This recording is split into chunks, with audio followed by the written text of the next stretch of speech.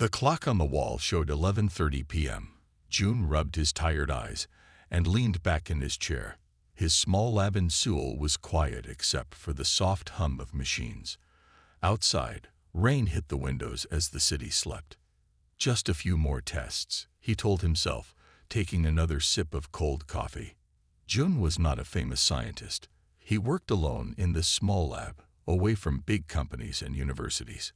But his work on a new kind of power source was special. He found ways to hold energy that others thought impossible. The light in his lab flickered. June looked up from his notes, frowning. Then the room went dark. Power outage again, he muttered, reaching for his phone to use as a light. But before he could find it, a new light filled the room. It was blue and seemed to come from everywhere at once. June stood up, knocking over his chair. "What is happening?" he whispered. The air in front of him twisted and bent. Then, like a door opening where no door existed, a hole appeared in the middle of his lab. Through this hole, June saw stars. Not the night sky of Earth, but deep space. A figure stepped through. June backed away until he hit the wall. The figure was tall, at least 7 feet. It had 4 arms and skin that shimmered like metal. Its head had no hair, and its eyes were large and black. "June Kim," the being said, its voice deep but clear. "I am Commander Vex of the Tekrathi Dominion." June could not speak. His heart pounded in his chest. "We need your help," Vex continued. "Our worlds are dying.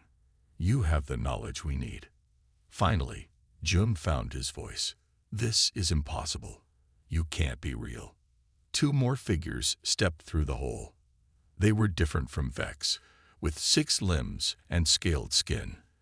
They carried objects that looked like weapons. "We have been watching Earth for many years," Vex said. "We have studied your work on energy containment. It may be the key to our survival." "My work? It's not even finished. It's just theories and tests," June said, his voice shaking. "Sometimes the greatest ideas come from simple beginnings," Vex replied. "We have little time. You must come with us." June shook his head. "I can't just leave. I have family, friends. The fate of countless worlds rests on this," Vex said. "The Void Eaters advance. Billions have already died." "Void Eaters? What are you talking about?" Vex held up a small device. It projected an image in the air. June saw what looked like a black cloud in space. As he watched, the cloud surrounded a planet. The planet seemed to shrink, then vanished completely. "They consume everything," Vex said quietly. "Stars, planets, people. Nothing stops them. Our weapons are useless."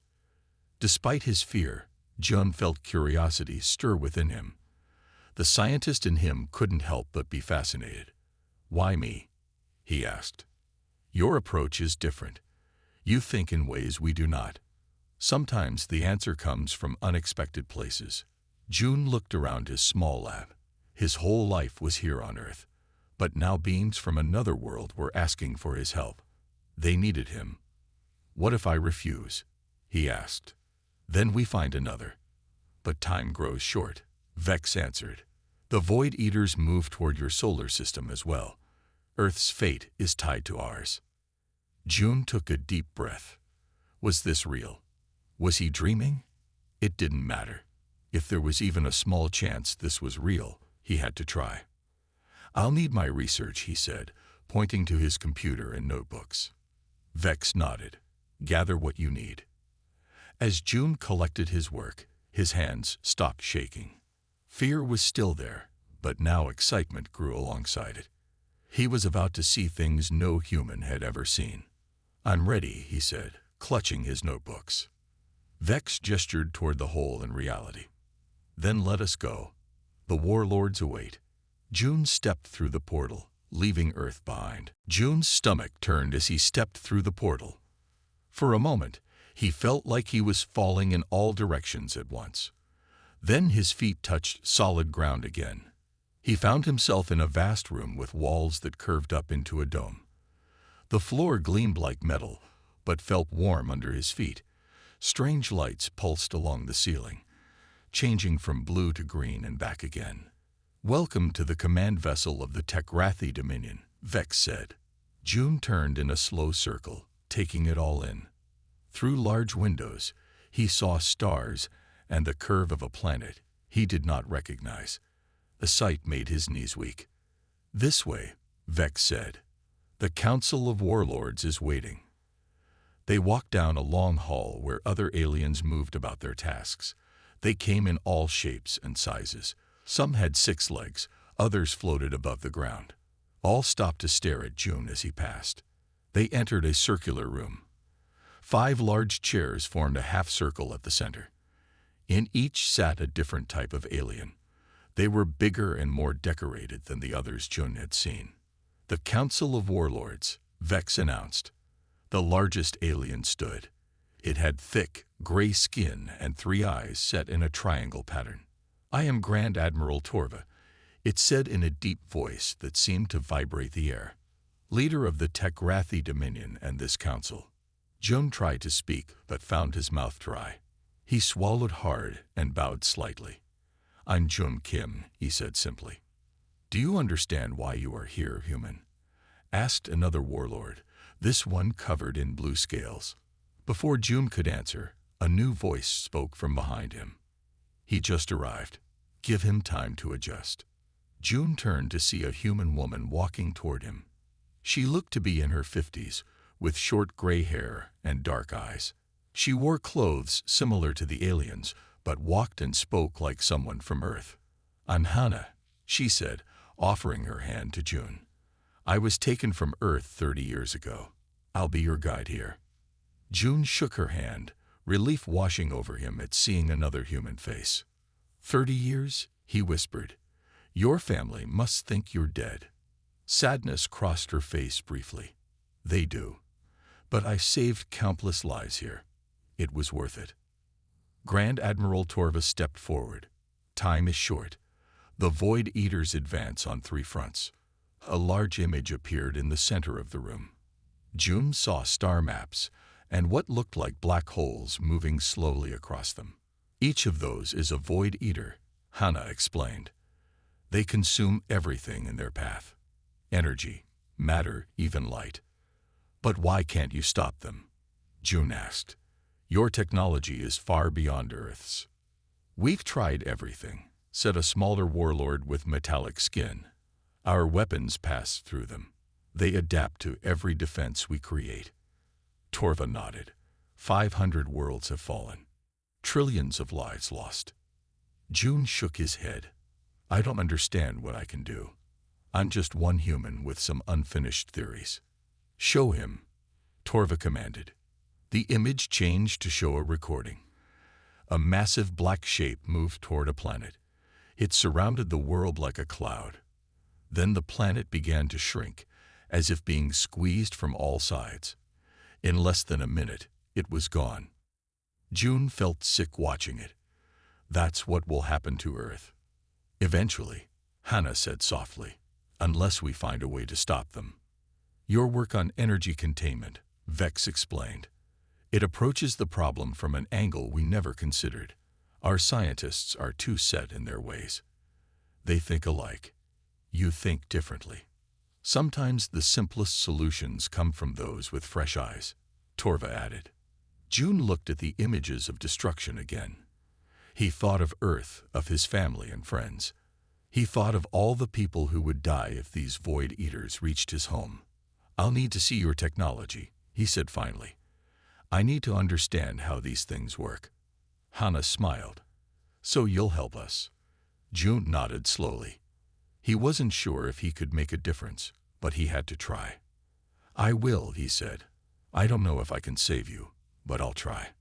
The warlords looked at each other. For the first time, June saw something in their alien faces that he recognized. "Hope, this is where you'll work," Hannah said, showing June into a large room filled with strange machines. "They've given you access to their best equipment." June walked around the lab, touching screens that lit up at his touch. Everything was alien, yet somehow familiar. Science was science, no matter where you came from. "And who is this?" June asked, nodding toward a tall, thin alien watching him from the corner. "That's Da," Hannah replied. "He's their top weapons engineer. He'll be working with you." Day stepped forward. He had pale blue skin and 4 arms. His eyes were narrow and dark. "I do not see how a human can help us," Day said. His voice was cold. "Your species is primitive. You haven't even left your own solar system." June smiled. "Sometimes being primitive has advantages. We look at problems differently." 3 days passed. June studied the data on Void Eaters. He learned that they were like living black holes, but they could think and plan. They chose their targets carefully. They communicated with each other. On the 4th day, June called a meeting with the alien scientists. 20 of them gathered in the lab, including Da and Hannah. "Your weapons don't work because you're trying to destroy something that isn't really there," June began. "What do you mean?" asked a female scientist. June pointed to the screen showing a Void Eater. "You see this as a thing, but it's not a thing. It's a hole." "We know it's similar to what you call a black hole," Daz said impatiently. "No, not just that," Jun said. "I think it's a hole between dimensions. It doesn't heat matter. It moves it somewhere else." The room went quiet. The aliens looked at each other. "That's impossible to prove," Daz said, but he sounded less certain. "Actually, I think it's not," Jun replied. "Your sensors show energy patterns around the edges of Void Eaters. I think those are waves bouncing between dimensions." He pulled up his notes and drawings. "On Earth, my work focused on containing energy in ways that shouldn't be possible. I was accidentally touching on the same principles." One of the older scientists stepped forward, examining June's work. "This could be correct. We never considered this approach." Over the next week, June worked day and night. Hannah brought him food and made sure he slept. Most of the alien scientists still doubted him, but a few began to help. Surprisingly, Dai was one of them. "If you're right," Daz said one night as they worked side by side, "then we need to create a field that matches the frequency of the dimensional barrier." June nodded. "Exactly. Not to destroy the Void Eater, but to close the hole it's making." They built a small device based on June's theories and Day's knowledge of Tekrathi technology. It was crude but might work. "We need to test it," June said when they finished. "Grand Admiral Torva will never approve a test," Hannah warned. "It's too dangerous to attract a Void Eater intentionally." "Then we don't tell him," Daz said, surprising them both. "We use my access codes to take a small ship. We find a Void Eater scout and test our device." June stared at the alien. "You'd risk that? I thought you didn't trust my ideas." Day's face moved in what might have been a smile. "I didn't, but I've watched you work. You see things differently, and we have nothing left to lose. If we fail, we die," Hannah pointed out. "If we do nothing, everyone dies," Jun replied. "I say we try." Day nodded. "Then it's decided. We leave tomorrow when the ship cycle changes. Be ready." As Da left, Hannah turned to June. "You've changed him." He was the most doubtful of all. June shook his head. "No. Fear and desperation changed him. He's willing to try anything now, even a human's crazy idea." "Is it crazy?" Hannah asked. June looked at their device, small and simple compared to the advanced weapons of the Tekrathi. "Maybe," he admitted, "but sometimes crazy is exactly what you need." "Stay low and follow me," Dog whispered as they moved through the quiet halls of the ship. It was sleep cycle, and most crew members were resting. June carried their device in a bag. It was heavier than it looked. Hannah walked beside him, her face tense. "Are you sure about this?" she asked quietly. "No," June admitted, "but we have to try." They reached a small docking bay. A scout ship sat ready, its smooth metal surface reflecting the dim lights. "I set the access codes earlier," Daz said as he placed his hand on a panel. The ship's door opened. Inside, the scout ship was cramped but efficient. Day took the pilot's seat while June and Hannah strapped in behind him. "Where are we going?" June asked as the ship hummed to life. "The edge of the Corvus system," Day replied. A Void Eater scout was spotted there yesterday. Small enough to test on, but still dangerous. The ship slipped out of the docking bay and into space. Through the view screen, Jum saw stars and the curve of a nearby planet. The sight still took his breath away. "How long until we reach Corva?" Hannah asked. 2 hours, Daz said. "I'm using the hidden jump points to avoid detection." The ship lurched, and the stars blurred. When they came back into focus, they looked different. They had traveled an impossible distance in seconds. June spent the journey checking their device. It looked simple, a metal box with controls on one side. But inside was a complex mix of his Earth theories and Tekrathi technology. "We're entering the Corvus system," Day announced. "Sensors on full." On the screen, a map of the system appeared. 5 planets circled a dying red star. Near the outermost planet, a small dark spot moved slowly. "There it is," Daz said. "A Void Eater scout." June leaned forward. It looked like a smudge of darkness against the stars, smaller than he expected. "Even a scout can destroy a city," Hannah told him. Seeing his expression, "Don't underestimate it." Day piloted the ship closer, keeping behind a large asteroid for cover. "The device is ready," June said. "We need to get within 5,000 kilometers for it to work." "That's too close," Day argued. "It will sense us." "It's the only way," June insisted. Day hesitated, then nodded.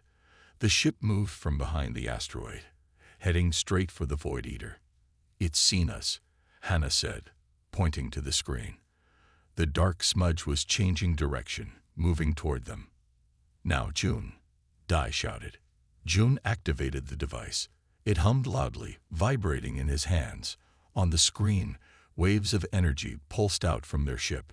The Void Eater stopped moving. "It's working," Hannah whispered. For a moment, nothing happened. Then the darkness began to shrink. The edges of the Void Eater glowed with strange blue light. "The dimensional hole is closing," Jun said, watching the readings. "We're forcing it shut." Suddenly, alarms blared through the ship. On another screen, a larger ship appeared. "It's the command vessel," Daz said. "They found us." The device in Jun's hand sparked. Smoke rose from one side. "It's overloading," he warned. "We pushed it too hard." On the main screen, the Void Eater was half its original size. Then, with a flash of light, it vanished completely. "We did it," Hannah said in disbelief. "We actually destroyed a Void Eater." Before they could celebrate, their ship shuddered. A beam of light had locked onto them.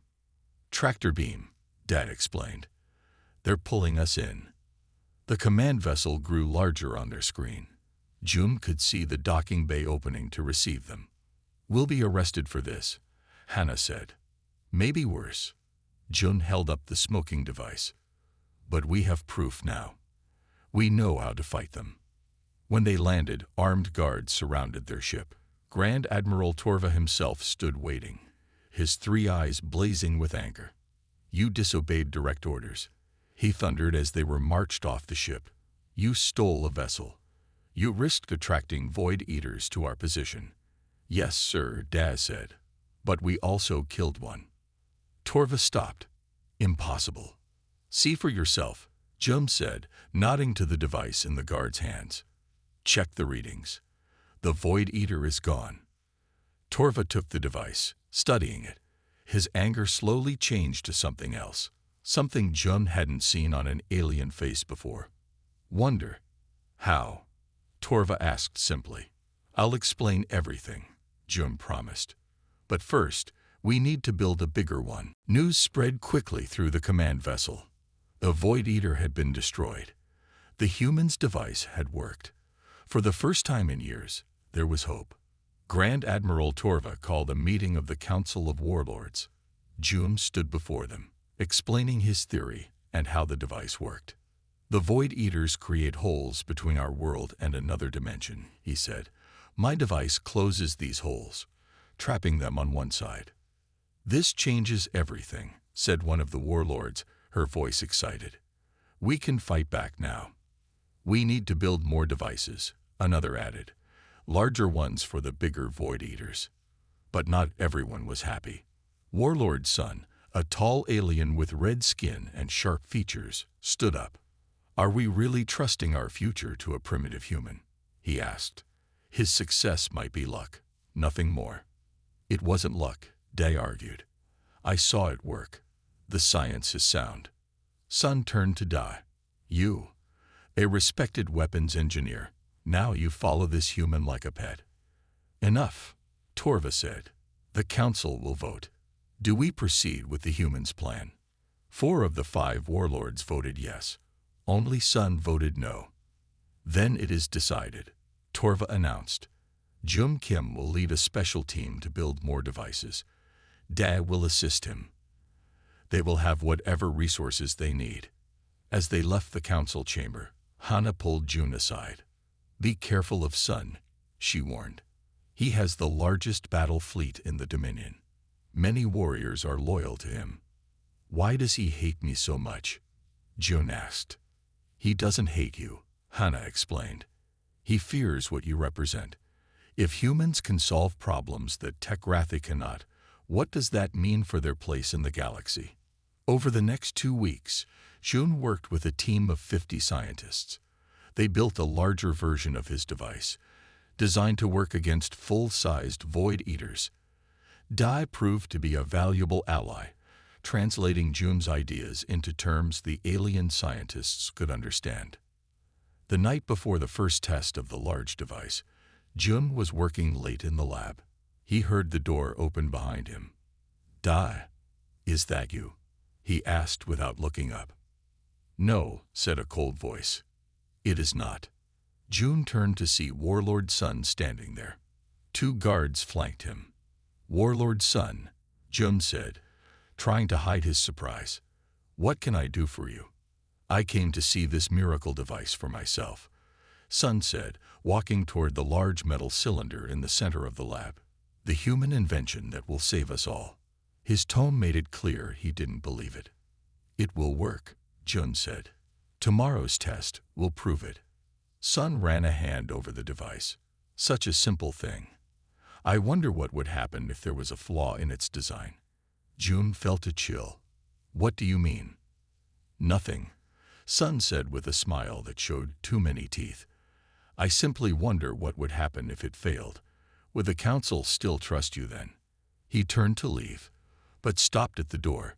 Humans are clever. I'll grant you that. But you don't belong here, making decisions that affect our people. Remember that. After Sun left, Jun checked the device carefully. Nothing seemed wrong, but he couldn't be sure. He called Da. I need to check every part of the device, he told him. I think Sun might try to sabotage it. Day arrived quickly. Together, they worked through the night, checking every connection and component. At dawn, they found it. A small device attached to the power core, set to overload during activation. This would have caused an explosion, Daz said, carefully removing it. It would have killed everyone in the test chamber. June sat down heavily. Sun is willing to kill his own people to discredit me. Not just to discredit you, Hannah said from the doorway. She had come to check on them, to stop humans from gaining influence. In his mind, you're more dangerous than the Void Eaters. What do we do? June asked. We tell no one for now, Day decided. We fix the device, run the test. If it works, then Sun loses power. If we accuse him now, without proof he placed this, it becomes your word against his. June nodded slowly. We proceed as planned, but we watch our backs. The test was scheduled for 3 hours later. The future of the Dominion, and perhaps Earth, would depend on its success. The test chamber was large and round. In the center stood the device, now 5 times bigger than the original. Around it, Scientists and military leaders gathered to watch. Grand Admiral Torva stood next to June. "Are you ready?" he asked. June nodded, but inside he felt doubt. What if it didn't work? What if Sun had done something else they hadn't found? "We'll use a captured Void Eater fragment for the test," Dad explained to the crowd. "It's contained in that box." He pointed to a black container across the room. Even locked away, the fragment made the air around it seem darker. "Begin," Torva ordered. Dai pressed a series of buttons. The device hummed to life, glowing blue around the edges. June held his breath. The black container opened. Inside, a small piece of darkness floated, not quite solid, not quite gas. It began to move toward the nearest person. "Activate now," June shouted. Day turned a dial all the way up. The device sent out waves of energy that filled the room. The fragment stopped moving. Then, like before, it began to shrink. But something was wrong. The fragment was pulsing, growing smaller then larger again. The device made a high-pitched noise. "It's fighting back," June realized. "This isn't working the same way." Across the room, Warlord's son smiled coldly. June rushed to the device controls. "It needs more power," he told Da. "The fragment is connected to something larger. If we increase power, it might explode," Da warned. "We have no choice," Jun said. He pushed past Da and turned another dial. Warning lights flashed. The room filled with a strange light. The fragment spun faster, shrinking more and more. Then, with a sound like thunder, it vanished. For a moment, everyone was silent. Then cheers filled the room. The test had worked. But Jun wasn't cheering. He stared at the readings on the screen. "What is it?" Hannah asked, coming to his side. "Something's not right," he said quietly. The fragment didn't just close. It sent out a signal before it died. Later that day, June, Da, and Hannah met with a young Tekrathi scientist named Min. She had been studying the Void Eaters longer than anyone. "You saw something in the readings," Min said. It wasn't a question. June nodded. The fragment was communicating. "And I don't think the Void Eaters are just holes in space." "What do you mean?" Hannah asked. June pulled up the data from the test. "Look here. This energy pattern. It's organized, complex." Min leaned forward, like a language. "Exactly," June said. "I think the Void Eaters are alive, or controlled by something alive. They're not just eating worlds. They're harvesting them." "Harvesting for what?" Dai asked. "Energy," June said. "But a special kind. The energy between dimensions. My work on Earth was about containing energy in impossible spaces. That's why it works against them." Min's eyes widened. "If you're right, then the Void Eaters aren't natural at all. They're weapons." "Weapons?" Hannah repeated. "Who would build such things?" The room went quiet.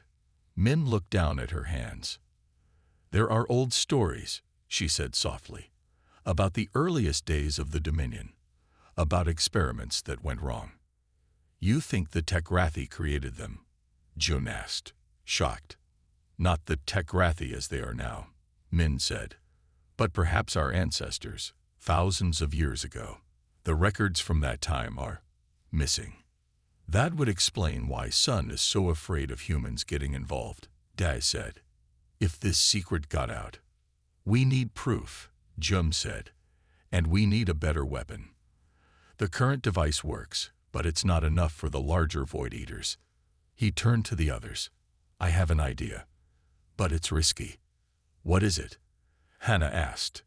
"We need to capture a Void Eater, not just a fragment, a small but complete one." Day stared at him. "That's not risky. That's suicide." "Maybe," Joan admitted, "but it's the only way to understand what we're really fighting, and who created them." Min stood up. "I'll help you. I want to know the truth, even if my people don't." Outside the lab, they didn't see the small drone that had been listening. nor did they see it fly away to report everything to Warlord Sun. Emergency! All ships to battle stations. The alarm blared throughout the command vessel. Jun ran to the bridge with Hana and Da. Grand Admiral Torva stood at the center, his 3 eyes fixed on the main screen. "What's happening?" Jun asked. "Void Eaters," Torva said grimly. "A full attack force. They're heading for Sirum's star." The screen showed 5 large Void Eaters moving toward a bright blue star. Around that star were 12 planets, home to billions of Tekrathi civilians. "How long until they reach the system?" Day asked. 6 hours, Torva replied. "Most of our fleet is deployed elsewhere. We have only 30 ships here." 30 ships against 5 Void Eaters. Hana whispered. "That's not enough." "We have the device," Jun reminded them, "but we need to get close enough to use it." Torva turned to Jun. "Can your weapon destroy these Void Eaters?" "Maybe 1, Jun admitted, "but not 5. It needs too much power." "Then we are lost," one of the officers said. Jun stared at the screen, thinking hard. Then an idea came to him. "What if we don't try to destroy them all?" he suggested. "What if we just drive them away?" "Explain," Torva demanded. "We make smaller versions of the device," Jun said. "Put 1 on each ship. They won't be strong enough to destroy a Void Eater, but they'll hurt it, like being stung by bees." "Bees?" Dai asked, confused. "Small insects from Earth," Hana explained. "1 sting is nothing. Many stings are unbearable." Torva considered this. "How quickly can you build these devices?" "With enough help." 5 hours, Jun said. "Do it," Torva ordered. "And Jun Kim, I'm putting you in command of our defense fleet." Jun stared at him. "Me? But I'm not. You understand these weapons. You think differently. We need that now." In the background, Warlord Sun protested loudly, but Torva ignored him. For the next 5 hours, Jun and his team worked frantically. They built 30 small devices, 1 for each ship. As they worked, Jun explained his plan to the ship captains. "Don't move in a standard formation," he told them. "Spread out. Attack from all sides. Keep moving. Never stay still." "This is not how we fight," one captain complained. "That's the point," Jun replied. "The Void Eaters expect you to fight like Tekrathi. We need to surprise them." Finally, they'd reached Sirum's star. The Void Eaters were already attacking the outermost planet. From the bridge of the lead ship, Jun watched as darkness spread across the planet's surface. "All ships, activate your devices," he ordered. 30 beams of blue energy shot toward the Void Eaters. The largest Void Eater paused its attack as if confused. "Now, move in. Pattern Alpha," Jun commanded. The ships swooped in from all directions, firing their normal weapons along with the special devices. The Void Eaters fought back. 2 ships exploded into flames. "Keep moving. Don't let them focus on you," Jun shouted. The battle raged for an hour. 7 more ships were lost, but the Void Eaters were slowing down. Their attacks became less coordinated. "They're confused," Daz said, watching the readings. "They've never encountered this kind of attack." "Look," Hana pointed at the screen. The smallest Void Eater was pulling away from the planet. It seemed to be injured, leaking dark matter into space. "Target that one with everything we have," Jun ordered. 10 ships swarmed the injured Void Eater, all firing at once. With a silent explosion, it collapsed in on itself and vanished. "1 down," cheered the bridge crew. The remaining Void Eaters moved closer together, as if communicating. Then, to everyone's surprise, they began to retreat. "They're leaving," Torva said in disbelief. Jun watched as the dark shapes moved away from the star system. "They're not used to losing. They don't know how to respond." When the Void Eaters disappeared into deep space, cheers erupted throughout the fleet. For the first time ever, they had won a battle against the Void Eaters. Torva placed a hand on June's shoulder. You did it. You saved billions of lives today. June shook his head. We all did it, and this is just the beginning. They'll be back and stronger next time. As they turned to head back to the command vessel, an urgent message came in. Grand Admiral, call the communications officer. Warlord Sun's fleet is approaching. He's demanding to speak with you immediately. About what? Torva asked. The officer looked nervous. He's accusing the human of treason. Treason? June asked. What is he talking about? Before anyone could answer, the main screen lit up. Warlord Sun's face filled it, his red skin darker with anger. Grand Admiral Torva, Sun said, I demand you hand over the human immediately. On what grounds? Torva asked calmly. He has been searching for forbidden knowledge. Sun said, my spy drones recorded him discussing the origin of the Void Eaters. This is against our highest laws. Torva looked at June. Is this true? Before June could answer, Sun continued. He just led our ships in an attack formation that cost us 9 vessels. He is not Tekrathi. He has no right to command our forces. He just saved billions of lives, Day argued. This time, Sun agreed. But what about next time? What if his real plan is to weaken us for a human invasion? Several officers on the bridge looked at June with new suspicion. That's ridiculous, Hannah said. Earth doesn't even have ships that can leave our solar system. Yet, Sun said, but now this human knows our technology.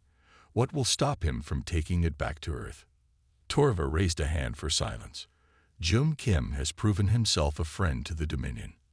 I will not hand him over based on suspicion alone. Then you leave me no choice, Sun replied.